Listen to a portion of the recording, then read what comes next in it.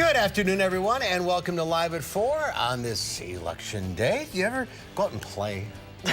Yes, as a matter of fact, I do. I love to be outside. Well, that's good because a lot of adults forget how to play. That's right. Dr. Tyler McGain will be here. McGain will be here to tell us why it's so important for adults to get out and play. Yeah, you know why she does, though? Because she has a new puppy. Yes, I do. That I think she's going to bring today. Yeah. I hope so. Yeah, I think she's bringing Belle along. That's coming up. But first, here's what's making news on this Tuesday. Voters and candidates are going to the polls today. We'll have team coverage of the fall primary. Unhinged hit the bookshelves today, and its author, Omarosa Manigault Newman, is coming under more pressure from the White House. And in London, what's being called a terrorist act, a man plows his car into a group of tourists outside of the Parliament buildings. Let's take a look outside today. No weather issues getting to the polls this afternoon. It's getting a little cloudy, though, now here on the west side of Madison. That haze from the western fires continues, but it's sticky out there. That's a beautiful shot, isn't really it? is. Look at our beautiful Capitol. Weather words for today, chances for rain, and that is good news for a lot of farmers, especially north of Dane County. It's pretty dry out there. Chris Reese in the backyard weather patio, pretty good chance of rain? It's an all right chance of rain. I'm not going to say it's totally decent, but nonetheless, it is the chance. In the meantime, we've had plenty of sunshine today. Yes, some clouds have begun to filter in, especially over the southern half of the state. But really, there's been no excuse in terms of weather to not get out and vote. If you have the opportunity to do so later on this afternoon and evening, make sure you take advantage of that. 83 degrees right now with the cloud cover over the southern half of the state. That's really about as warm as things have gotten for us here. Dew points are the lower 60s, so it is, yes, still a little bit muggy. Temperatures to the north have been a bit warmer, 90s in La Crosse and Black River Falls, upper 80s as you get up towards Watoma. The reason for that, they've had more sunshine. So you have a cold front coming into the northern half of the state.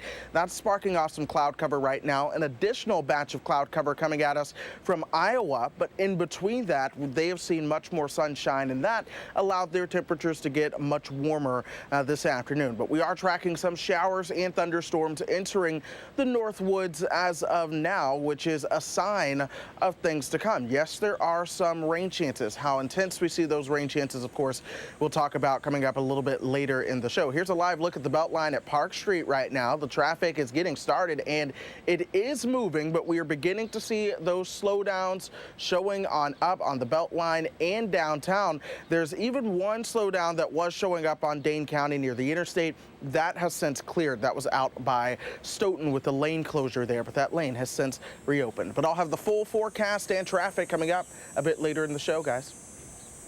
All right, Chris, thank you. We'll see you in a few minutes. Thank you, Chris. First at 4, it is primary election day in Wisconsin. And primary races for governor, U.S. Senate, Congress, and other state races will narrow the field for the November general election. Turnout was expected to be higher than other fall primary elections, and our Keely Arthur is at a polling place on Madison's west side. Keely. Hi there, I'm at Toki Middle School. It's just one of the 165 places people can cast their ballot in Dane County today. An activity, as you can see, many people are taking part in right now. I spoke to Dane County Clerk Scott McDonald. He says as of 11 a.m., 11% of registered voters voted. He expects that number to be north of 40 by the time polls close at 8 p.m. And when I asked him why he thinks this turnout is larger than previous fall primaries, here's what he said. You know, there are two competitive races, one on the Democratic side and the Republican side. So you're seeing both turnout. So that's part of it. And then there's just a lot of energy around. Ever since, frankly, Trump was elected, turnout has spiked in Dane County. And again, those polls here are open until 8 p.m. All you need is your ID to vote, and you can register same day. If you need to know where to vote, where your polling place is, simply go to myvoter.wi.gov. Back to you. All right, Keely Arthur reporting for us live. Thank you. Thank you, Kelly. One of the marquee races on the ticket today is the primary for governor. 8 candidates are running on the Democratic side. Political reporter Jessica Arp joins us live from downtown Madison with a rundown of this race. Jessica. Well, yeah, we're here at the Best Western Premier Park Hotel. That used to be called the Inn on the Park. A lot of us know it as, but we're here. This is where Tony Evers, who has been the front runner in this race for most of its duration, this is where he will be gathering with supporters tonight. But this race overall, the field has been historic in nature. An initial field of 17 candidates ultimately whittled down to 8, where voters will decide tonight which one of those 8 will take on Governor Scott Walker for the governor's office in November.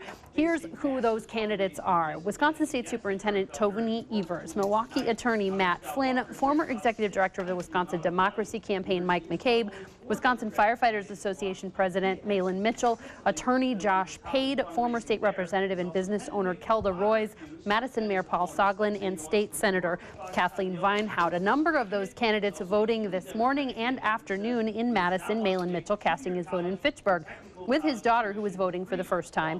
Kelda Roys with her family at Thoreau Elementary. Tony Evers voted this morning at the Madison Central Library, and Paul Soglin casting his ballot at Hoyt School. All of these candidates and the others admitting today that there have definitely been pros and cons to having a field of candidates this large. When we talked to some of those candidates as they were casting ballots today, they admitted that it's been hard to get a key message out in some cases because the field has been so large and voters had to digest a lot of information about a lot of different people in this race. But they do believe that the number of candidates and the enthusiasm about them will lead to an overall high turnout today at the polls, as well as momentum going into November, where they would take on Governor Scott Walker. Governor Walker, for his part, is meeting with supporters and Lieutenant Governor Rebecca Clayfish in Waukesha for a rally this evening before the polls close. Now, tonight on News 3 at 5, we'll take a look at some of the issues that these candidates have emphasized in this race and look ahead to what we expect tonight on News 3 at 6 as well. All right, Jessica reporting for us from downtown Madison. We'll see you soon. It's going to be a long night. Thank you. Thank you so much, Jess. Another statewide race on your ballot today is the Republican primary for U.S. Senate. The winner tonight will take on Democratic U.S. Senator Tammy Baldwin in November. News 3's Rose Schmidt joins us live from the Ingleside Hotel in Pewaukee to introduce us to the Republicans vying to take her seat. Rose. No, that's right. This is where Republican Leah Vukmir and her supporters will be gathering tonight as those election results come in. And her opponent, Kevin Nicholson, will be just a few miles down the interstate in Heartland. Now, Leah Vukmir hit the polls today to vote. She's actually from Brookfield, and she calls herself a mom with a cause who never imagined she'd end up where she is today. She's a nurse and has been a state senator since 2011 and served as a state representative prior to that. And her opponent, Kevin Nicholson, also cast his ballot today. He's from Delafield and is a Marine Corps veteran. Businessman and father of 3, Nicholson calls himself a political outsider. Now, Nicholson has been backed by groups like Club for Growth, while Leah Vukmir has the support of the state's Republican Party. All right, Rose Schmidt reporting live from Pewaukee. We'll check back in throughout the evening. Thank you. Thank you, Rose. News 3 has you covered on this primary election evening. Our team will have continued coverage online and on the air with results and live reports from campaign headquarters tonight on News 3 at 10. In other news, the Trump administration is increasing its pressure on former aide Omarosa Manigault Newman as her new book, Unhinged, hit bookshelves today. In it, the former reality TV star describes the president as a racist, but Omarosa is also coming under fire for secretly taping conversations between her and her former colleagues. Nicole Killian has the latest from the White House. President Trump is fighting back against allegations of racism made by former White House advisor Omarosa Manigault Newman. In her new book Unhinged, Omarosa writes that the Trump campaign was aware of the existence of a tape where Mr. Trump allegedly used the N-word while taping The Apprentice. There's a lot of corruption that went on both in the campaign and in the White House, and I'm going to blow the whistle on all of it. In a recording obtained by CBS News from October 2016, Omarosa discusses the alleged tape with Lynn Patton, an assistant to Eric Trump, and former Trump campaign spokeswoman Katrina Pearson. He goes, how do you think I should handle it? And I told him exactly what you just said, Omarosa, which is, well, it depends on what scenario you're talking about. And he said, well, why don't you just go ahead and put it to bed? I don't know what the scandal is. No, he said it. He's embarrassed. White House Press Secretary Sarah Sanders denied the allegations and criticized the secret taping of private conversations. This has absolutely nothing to do with race and everything to do with the president calling out someone's lack of integrity. The Trump campaign filed an arbitration action claiming Omarosa broke her 2016 confidentiality agreement. I think that the best play for Omarosa would have been to take credit for a lot of the great things that Donald Trump has done for this country, including for African Americans. In a series of tweets Tuesday, the president referred to his former aide as a crazed, crying lowlife and a dog. Nicole Killian, CBS News, the White House. And Omarosa's memoir is published by a division of Simon & Schuster, which is owned by CBS. A man is in custody after an incident in London that police are calling an act of terrorism. A security camera captured the moment a man plowed his car into a group of commuters during the busy morning rush hour outside of the Houses of Parliament. The car jumped the median into oncoming traffic before slamming into a security barrier. 3 people suffered non-life-threatening injuries. It makes me uncomfortable. I wouldn't say scared, but it makes me think that, is this the right place to be taking walks with my young children? Despite the incident, Britain's threat level for terrorism was not raised because no other suspects are identified, and police believe there is no further threat. At least 20 people were killed this morning when a bridge collapsed in Genoa, Italy. A section of the bridge gave way during a storm, sending cars and trucks falling into an industrial area below. At least 11 people had been pulled alive from the wreckage of the Morandi Bridge. All of them had been in their cars traveling across the highway when a 260-foot section gave way. Tons of steel and concrete and about 35 vehicles plummeted 150 feet onto railroad tracks below. Traffic on the bridge may have been heavier than normal due to a national summer holiday in Italy. As move-out day gets underway on campus, here's some advice for both incoming freshmen and returning students. The New York Times reports on what some experts say is an underappreciated key to college success: sleep.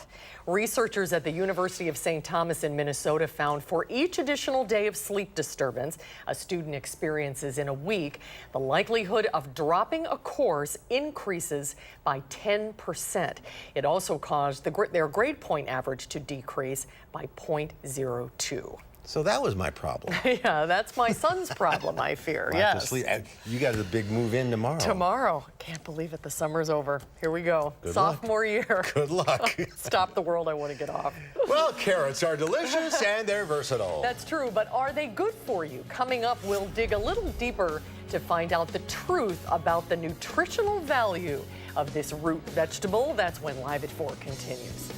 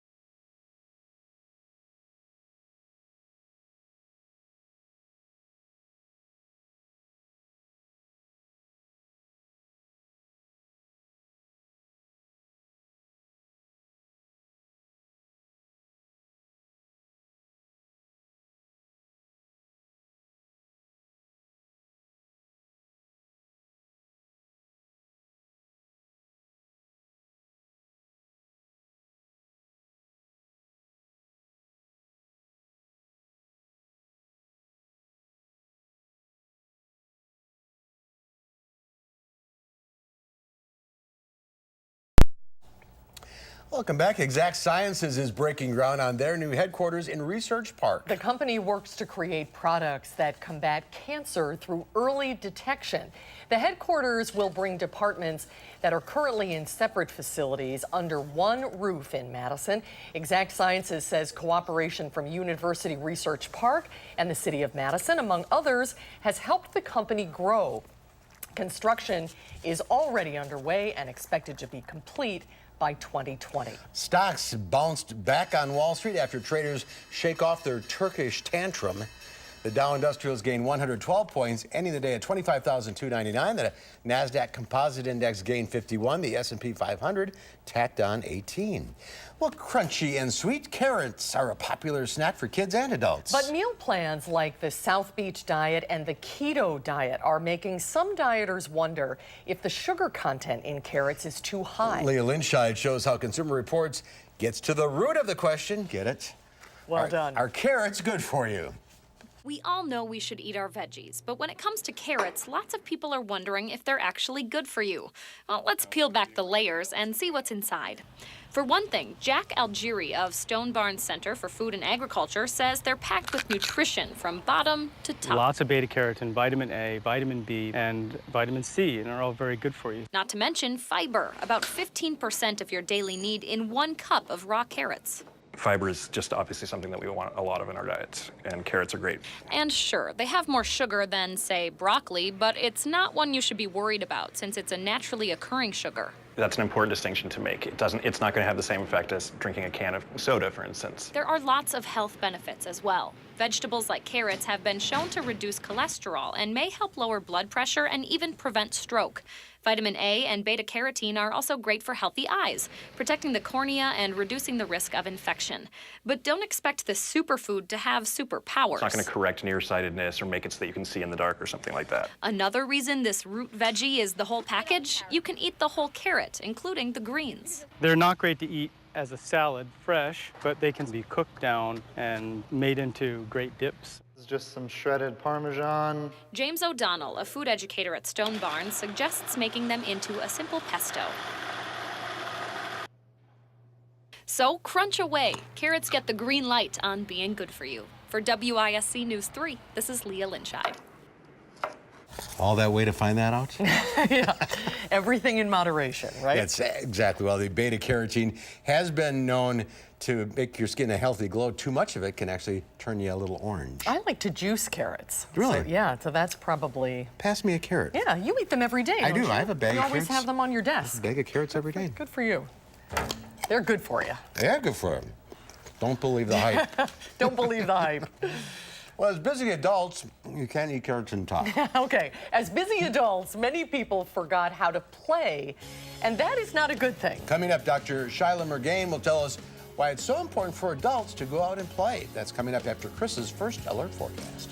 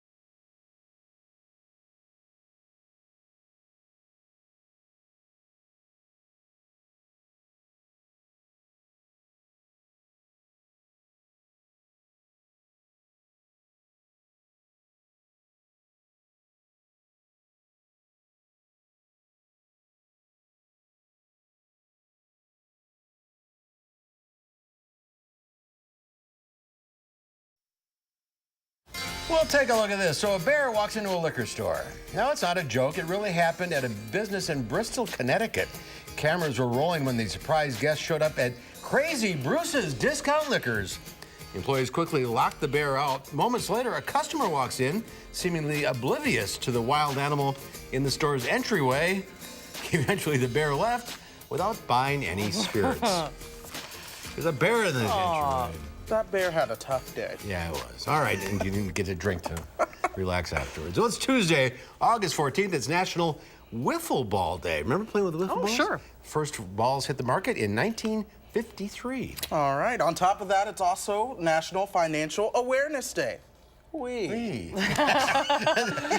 that's exciting. And it is National Creamsicle Day today. In 1905, 11-year-old Frank Epperson encased vanilla ice cream inside frozen fruit juice, and the creamsicle was born. Actually, they got his story is right here.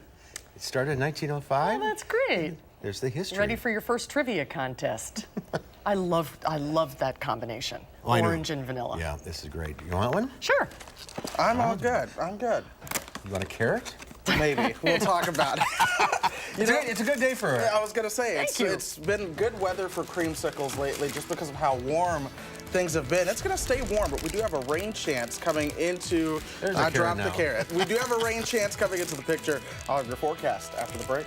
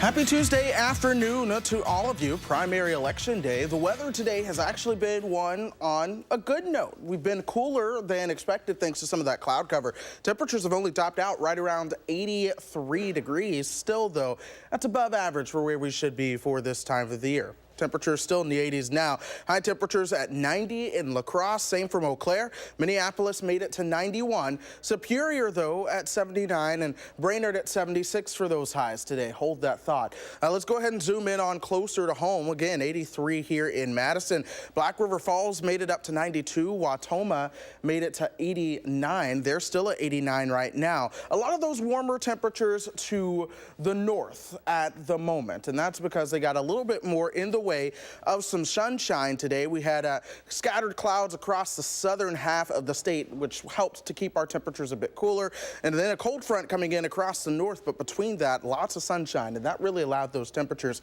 to warm up quite a bit. But we are tracking those showers and thunderstorms right now across the Northwoods. That line of thunderstorms moved in, it developed, and then it started to fall apart. We'll likely continue to watch that fall apart as we go through the next 3 hours, which unfortunately was a tease for a lot of our friends in the northern half of the state. That's where they have been abnormally dry for the past several weeks, and now at this point, we do know that a lot of our friends are in need of a nice, healthy drink of water. Now, thankfully, our ingredients are coming together for a rain chance. Of course, we have been very dry across the state so far after a wet start to the month. But here's what we have going on. For one, a cold front is coming in from the north. So already we've seen a drastic temperature change over the past 24 hours. Brainerd, 20 degrees cooler than they were just 24 hours ago. Same for Marquette, Michigan. Superior, 11 degrees cooler than they were 24 hours ago. Out ahead of that cold front, we've got plenty of moisture coming all the way up from the Gulf of Mexico through the nation's heartland and into the upper Midwest, which is part of why it's been so warm and humid. We've got those dew points into the 60s and 70s. What we have going on is a dome of high pressure pretty much over eastern Michigan. That's sending in a clockwise wind direction, tapping into a lot of that Gulf of Mexico moisture, which is why we have some of those showers and thunderstorms across the Central Plains as of now. A cold front coming in out of Canada will kind of help to work to squeeze out the moisture that we do have in the atmosphere as we go through the next couple of days. We'll also have a region of low pressure kind of bowling its way on into the upper Midwest. So that'll bring the chances for showers and thunderstorms as we go through Wednesday and even into Thursday. The only problem is it's not that they're going to be widespread showers and thunderstorms. So as we go through the rest of today, our temperatures will cool down into the mid-60s overnight. We'll notice the clouds really beginning to increase. Then into tomorrow afternoon, we'll see those shower chances coming into the picture again. They're not the strongest of shower chances, but the clouds will linger around throughout Thursday as well, with some additional shower chances as we get into Thursday night. But how much rain we see out of this, well, honestly, it's not all that impressive. It really is going to depend on where you are. Some folks may not see any rain, and then other folks could get in under an inch or so of rain if you get in under a nice hefty shower. So we're going to watch those rain chances. Temperatures will come down a little bit beyond that. What's going to be better is a rain chance that looks to come in Sunday into Monday. At the moment, that rain chance does look a little bit better as we get into the picture. So we'll keep a very close eye on that one. 66 degrees tonight, partly cloudy and mild. We can't rule out some fog or at least an isolated chance of a shower or thunderstorm. Into tomorrow, temperatures will hang out into the low 80s for those highs. We'll be humid. Tomorrow afternoon, that's the best chance for some showers and thunderstorms. And again, they're not going to be widespread, so it's not a washout, but that chance is there. And of course, if you're keeping your fingers crossed because you need the rain, well, we'll keep a very close eye on that. The weekend does look fantastic. There's a slight thunderstorm chance on Friday, especially across the south and western tier of the state. Into Saturday, things do look pretty fantastic. A beautiful day, low humidity, temperatures into the lower 80s. By Sunday, the humidity does begin to increase once again. Sunday night into Monday, we'll watch that rain chance coming through. That's cold front. We'll then see our temperatures coming down and struggling to get out of the 70s, then low 80s taking over after that, guys. All right, Chris, thank you. That's good. My pleasure. Hopefully I'll get a drink out of this. Yeah, I hope so too. Well, we do it all the time as children, but when we grow up and become adults, many of us no longer get outside and play. UW Health senior psychologist Shyla Murgain is here with her puppy Belle, and I can tell you firsthand, once you bring dogs into the picture, adult playtime goes way up. And I think she's playing right now. I brought her little dragon to demonstrate Shyla, how old is important. she? She's 5 months, and for me personally, she's brought this wonderful wonderful aspect of play, the whimsicalness of life. And so I want to talk today to encourage people as adults, not just as kids, to get outside and play. It's so good for your health. You don't need a dog to do it. You don't, definitely. It certainly it's helps, a nice but- catalyst. Yeah, and she's wearing a little pink feather for her TV interview today. So why is it so important to get out and play for us older kids? Yeah, we can take life so seriously and get bogged down by our to-do list and all our responsibilities that play gets put on the back burner. But time and time again, we find that one of the best things we can do to revitalize is just have some unstructured time where we can, in a sense, color outside the lines and try things, be imaginative and laugh. You know, it really reduces stress, it boosts our mood, and I think puts things back into perspective. I think so too. So there are definite health benefits to this, right? There are. We do find it lowers cortisol. You know, it even can help our cognitive ability. It refreshes us, so we might even come up with ideas for problems that we had previously not thought about because, you know, it just that imaginative, creative time, as Belle is demonstrating here with her, you know, really allows us to see things in a new light. Yeah. But some people are going to say, well, come on, I'm busy, I got responsibilities. It's frivolous to go out and play. Right. I would say try it and schedule it in your calendar.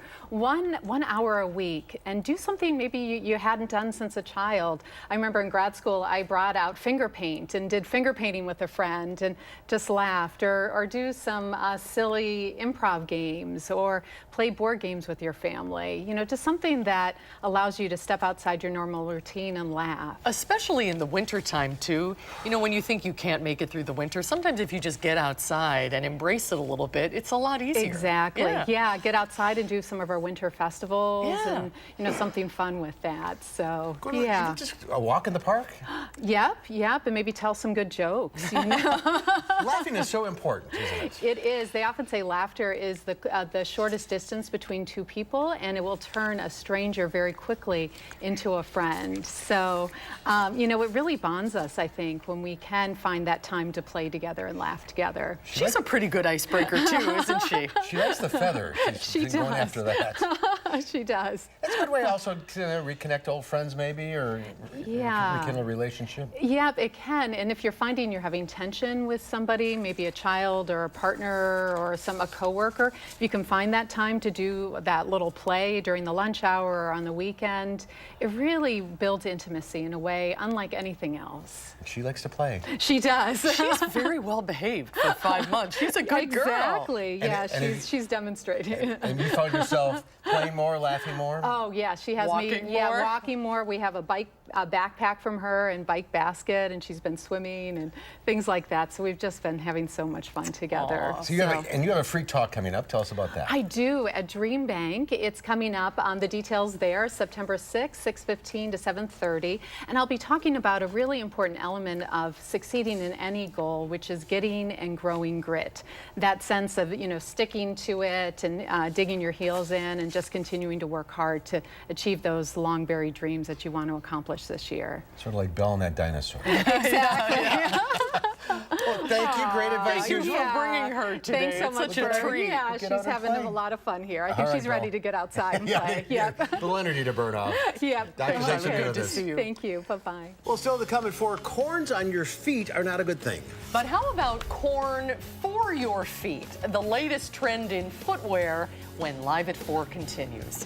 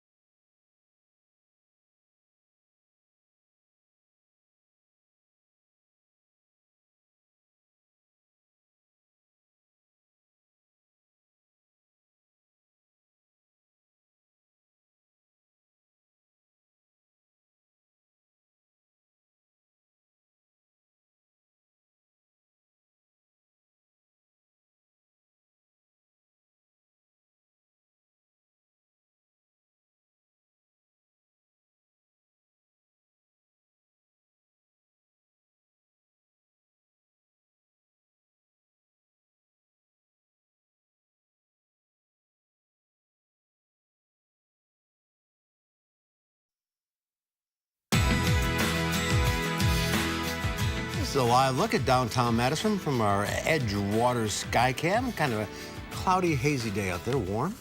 Well, many companies are shifting toward a more eco-friendly business. Footwear companies like Allbirds and Nike have been using more recyclable materials. And now Reebok is making a shoe made entirely from natural products like organic cotton and corn. DeMarco Morgan gave the shoes a try. Is there a way to make a shoe that's made out of corn sexy? Yes, so sexy comes down to design. We used a silhouette that we knew people already loved, and we made it out of these new materials. For 5 years, Bill McGinnis spent countless hours here in what Reebok calls the Maker Lab. 20 billion pairs of shoes are produced annually, and roughly 300 million end up in landfills. And the idea is how do you get rubber and plastic out of the process and replace it with natural things that grow like corn? This isn't the corn that ends up on your dinner plate. It's typically used to feed livestock.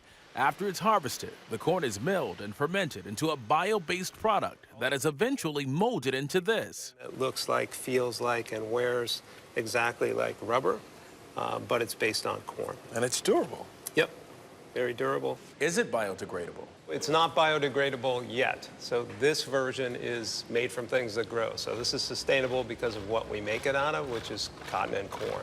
There have been some fails when it comes to eco-friendly products. USA Today reporter Sharice Jones says sustainable products can be a tough draw for companies. Puma had a line called Encycle, which was recyclable backpacks and tracksuits, and people were not coming to their stores to get it.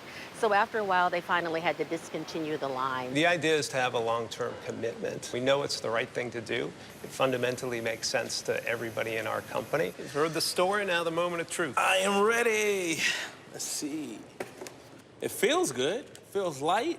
It's pretty sweet. Doesn't feel like I'm walking on corn, I tell you that. The cotton and corn shoes are available online today and are selling for $95 in the same price range of the classic sneaker. Reebok is working on a second version of the shoe that will be compostable, so you'll be able to bury it in your backyard. DeMarco Morgan, CBS News, New York. That's interesting. You compost your shoes in your backyard. I'd like to try them. Yeah. And see what it feels like. All right, still to come at 4. Officials are expecting a better than average voter turnout for an August election. The polls are open until 8 o'clock tonight. What things should you look out for once the numbers start rolling in? We'll talk with our political expert, Charles Franklin, when Live at 4 continues.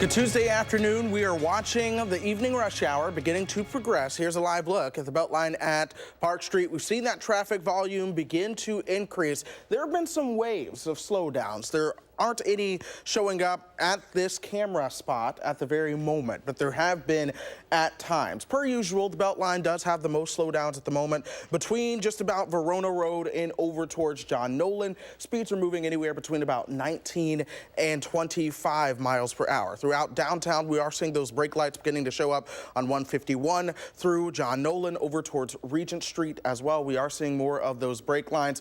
The slowdowns on the interstate have begun to improve, so that is certainly some of the good news. Most of these routes here are cruising along at their normal speeds, but we are seeing slowdowns eastbound on the Beltline between Verona Road and John Nolan, guys. All right, Chris, thank you. The Wall Street Journal says exclamation points are stressing people out. People are texting and emailing more, so they're using punctuation to emphasize how they feel. But rampant use of the exclamation point has inflated its importance. The paper says using it when others don't can make people feel self-conscious. Birmingham University study found that periods in a text are interpreted as abrupt and insecure. Insincere. What did I say? Insecure. You know, I had a journalism professor when I was in school, way back when. The only time to use an exclamation point is the end of the world, exclamation point. That's the only time you use it. Overuse, Charles. Good.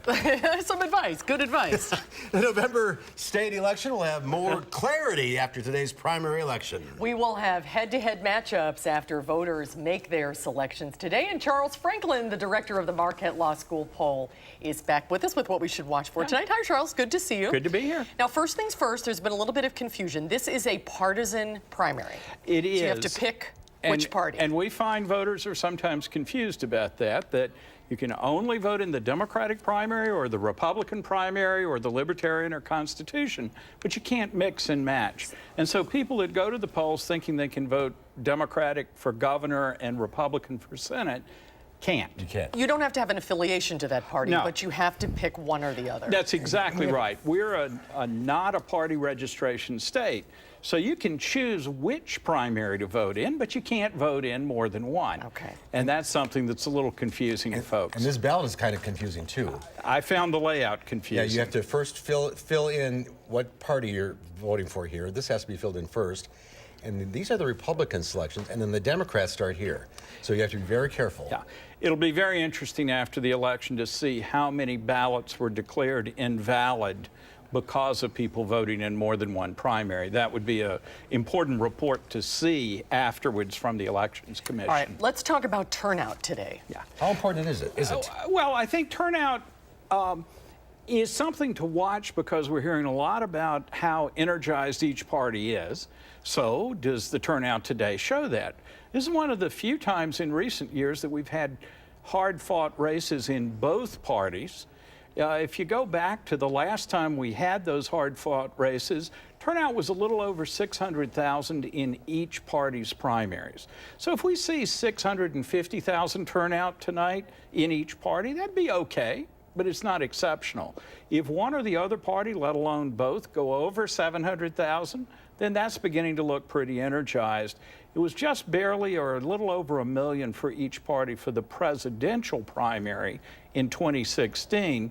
Normally, an August primary won't be nearly 1 million. So look at that and see where it is between 600,000 and maybe 700,000 or 800,000 to see if one party has an advantage or if both have really turned out big time. Could portend what happens in November.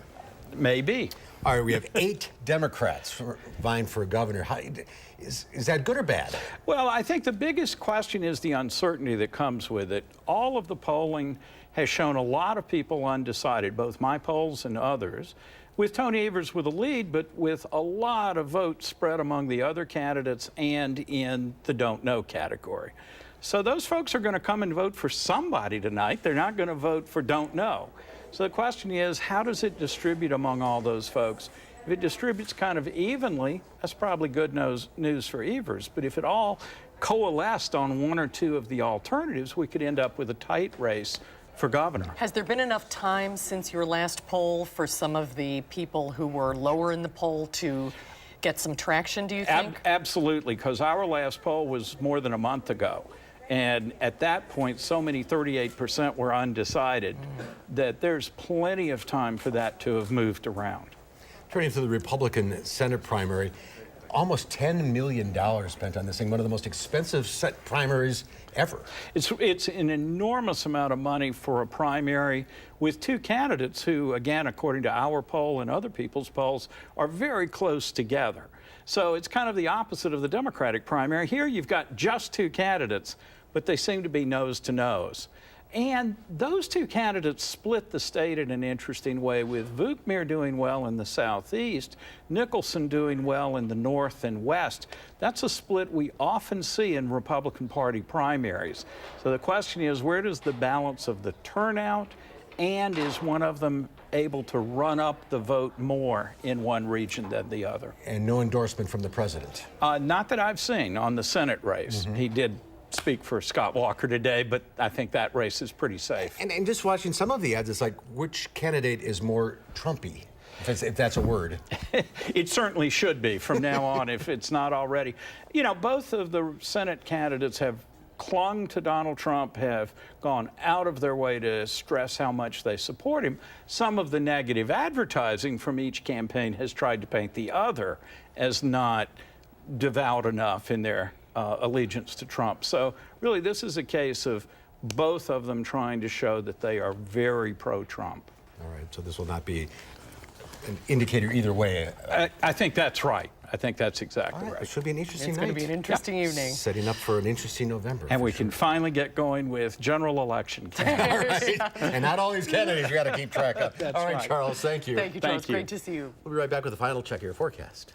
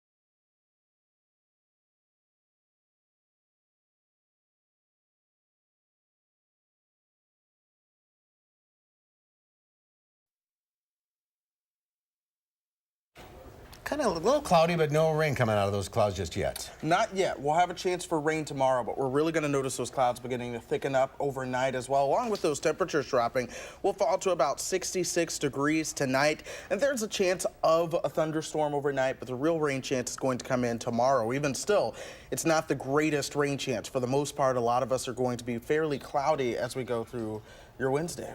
All right, and not as hot. Not as hot, not at all. All right. Thank you, Chris. Thanks, Chris. Tomorrow here on Live at 4, believe it or not, there are vegetables you can plant in the fall. Lisa Briggs fills us in. And this month's top-notch teacher works in a real circus school, that is. That's coming up tomorrow on Live at 4.